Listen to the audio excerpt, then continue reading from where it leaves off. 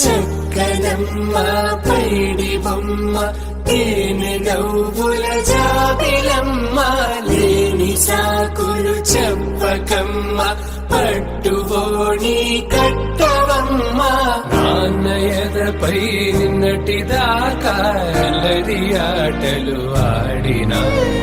చిన్నారి తల్లి నేత భుజములు నేడు చీరలు మోయునా చెల్లో తురిమిన మంచి సంపంగులు